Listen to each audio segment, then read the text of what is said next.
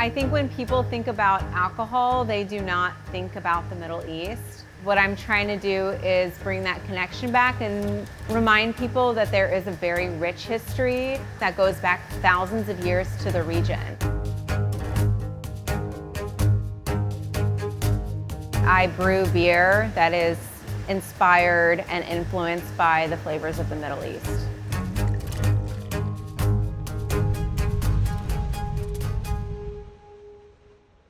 I am contracting here at Flagship Brewery in Staten Island. They've been kind enough to give me a home for the last year and a half. I rent out their tanks when they have space for me, and I brew the beers here. And then I come and I pick up the beer and I deliver it myself.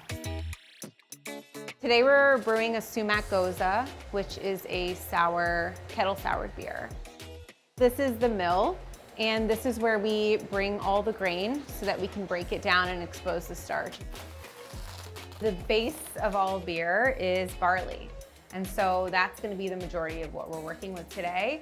This barley is soaked in water, it's germinated, and then it's dried, and then we end up with it like this.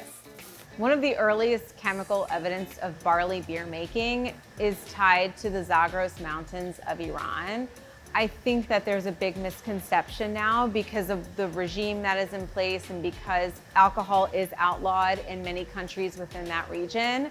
But only about 44 years ago was everything outlawed. In 1979, that was the Iranian Revolution. They instilled Sharia law. A lot of those freedoms were taken. There was a very rich history and culture around drinking and making alcohol. These are the carapils. A lot of people use it for a bit of flavor and aroma in the beer. So this is the wheat. This adds a bit of softness to the beer. It balances out any kind of bitterness. The oats are really important in adding kind of like a silkiness and a creaminess to the beer, and that really balances out any bitterness. Now we are augering it through this pipe right here, and it's landing into the mash tun. Essentially, the hot water is activating the enzymes at this point that will be converting the starches into simple and complex sugars so that the yeast can eat those sugars and create the alcohol. We're gonna rest in here at 151 degrees, and then we're gonna start the Vorlauf. Vorlauf really just means to recirculate. We are recirculating the beer, and the grain bed is acting as a natural filter to collect all of those heavy particles. We want to try to get the wort as clear as possible at this point. So right now we're starting the runoff, which means we are taking the wort from this tank into the kettle. We're gonna start clearing out all of the grain. This is called the spent grain. So you've used it up for every purpose that you have. It's a nice cathartic feeling.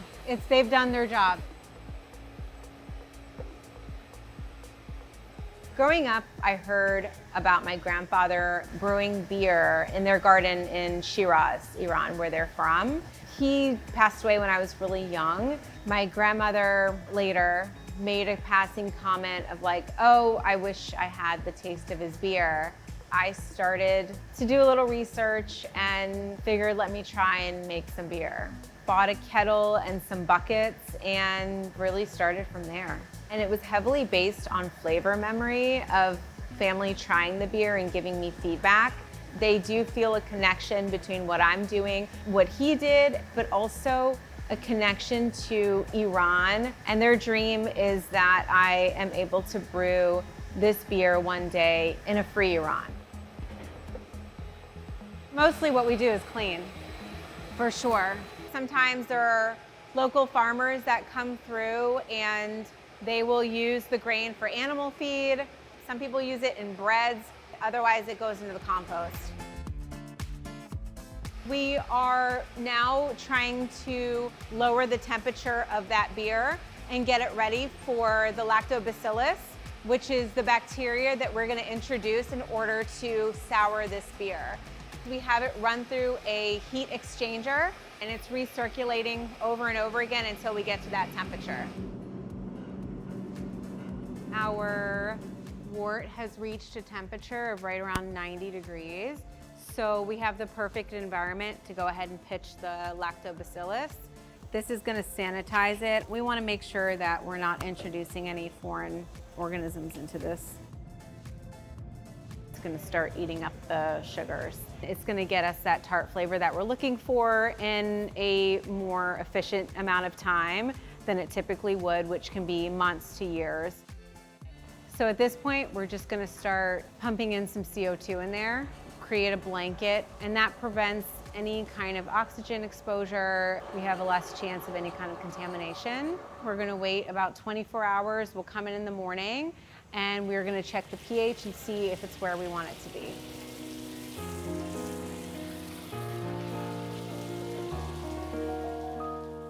Iran in the 60s and 70s, it honestly, the pictures look like Vogue photo shoots. It is women in bikinis on the beach. It was a beautiful, free, open country. The country that it is today, it's a very stark contrast to the country that my parents grew up in.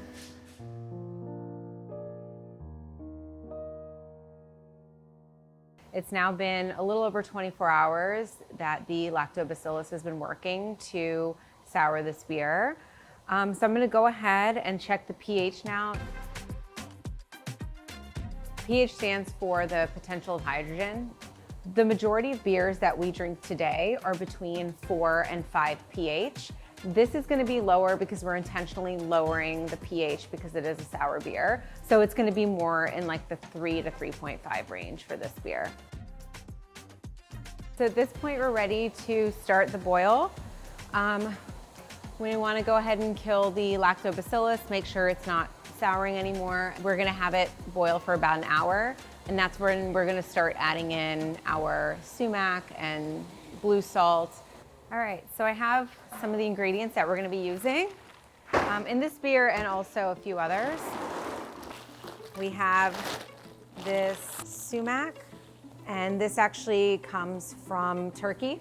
It smells almost like a cranberry or even a tart cherry. I would use sumac, even just put it in tea and make iced tea with it. And then that kind of took me into the beer. It works very well in this specific style of beer.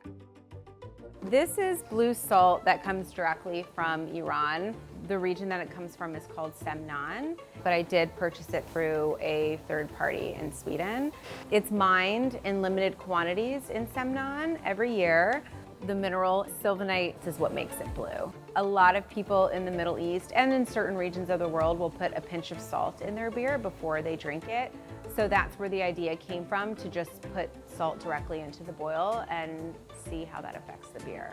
So this is a bag of dried black limes. They're called limu amuni. They are blanched and then set out in the sun to dry. When you crack that open, the aroma just hits you right in your face. I mean, it brings me back to the kitchen with my mom, her sisters, my grandmother as a kid, and working with these flavors. We all gathered in one place typically, and so anytime you're cooking in the kitchen, you can smell it almost in the neighborhood. Anyone who lives in the Middle East will know exactly what these are. We're gonna be using the sumac and the salt for the beer that we're brewing today. So I need to take this over, I need to crush the salt and measure out the sumac that we're gonna be using. So this is what we're gonna be using today in the beer. I like to just play around with the flavors. That's the part that I enjoy, is working with these different adjuncts and how I can add them and incorporate them in modern beer styles today. All right, so we've got the crushed salt here. The sumac here. Just gonna sit for a little bit until we start to cool things off. Right now, we're gonna measure the gravity of the beer. The gravity is the density of the liquid, and that's what we call the original gravity.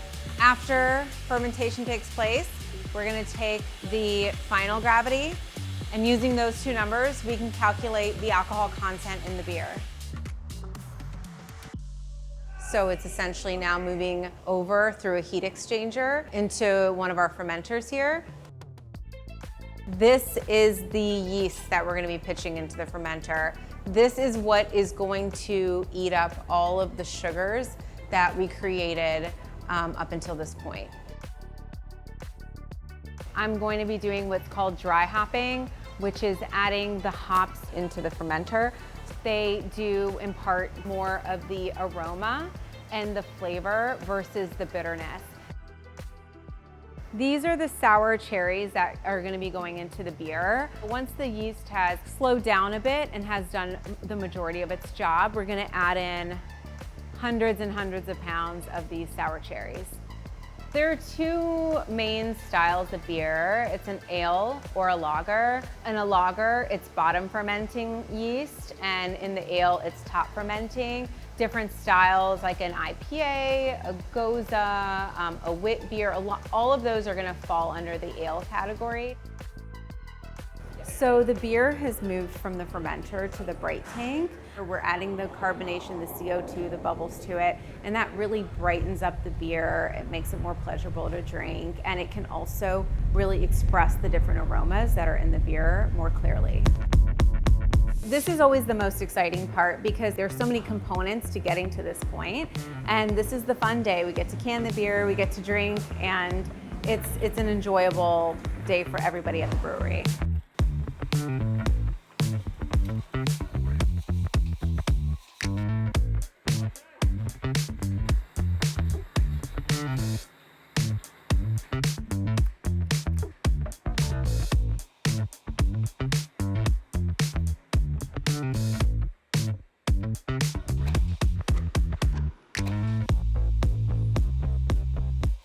It's fruity, it's tart, not too sour, and it definitely has that saltiness from the sumac. The aroma is a lot of stone fruit, tropical, mango, and that really comes from the hops because we did a lot of dry hopping on this beer. This label was designed by a young Iranian woman, and she lives in Tehran, Iran, and so for this particular can, it's a Rumi quote, and it says, "If light is in your heart, you will find your way home." And that really spoke to me because everything about what I'm doing with back home is really trying to reconnect with my home, the home of my parents, the home of my grandparents. We've got a few pallets of beer, we're all done, and it's about 300 cases or around 7,200 beers. And so now we're ready to just put them in cold storage and deliver them starting tomorrow. We'll deliver it throughout Brooklyn, Manhattan, and Queens to now what is about around 200 different accounts.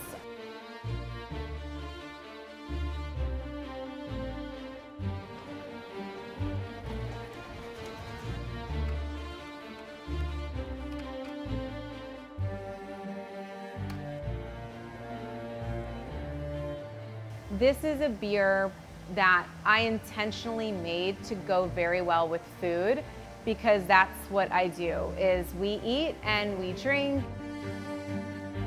The Middle East has a place in this industry. This is the history of beer. I don't want it to be ignored anymore.